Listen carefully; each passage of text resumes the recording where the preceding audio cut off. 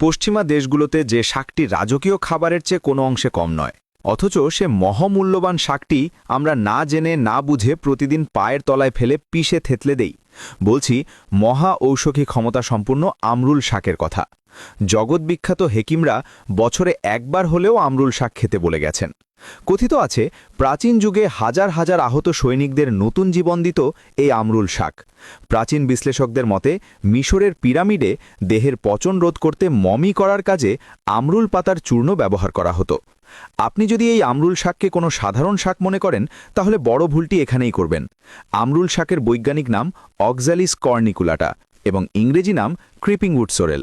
আপনি যদি আমরুল শাকের জাদুকরী ঔষধি ক্ষমতা জানেন, তাহলে চমকে যাবেন। তাহলে চলুন এক এক করে আমরুল শাকের ঔষধি ক্ষমতা জেনে নিই। ১. দীর্ঘদিনের পুরাতন অ্যালার্জি ভালো করতে। দীর্ঘদিনের অ্যালার্জি মানুষকে ভিতর থেকে খেয়ে ফেলে। দেহের অসহ্য চুলকানি, মনে হয় শরীর যেন নিজের সাথেই যুদ্ধ করছে।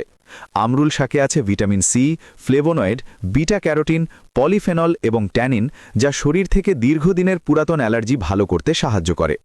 কবিরাজি শাস্ত্র মতে আমরুল পাতার রসের সাথে সরিষার তেল মিশিয়ে গোসলের ১ ঘন্টা আগে সমস্ত শরীরে লাগালে দীর্ঘদিনের পুরাতন অ্যালার্জি স্থায়ীভাবে ভিতর থেকে ভালো করতে সাহায্য করে।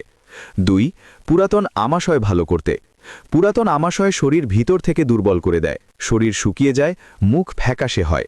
আয়ুর্বেদিক হেকিমদের মতে আমরুল পাতায় আছে অক্সালিস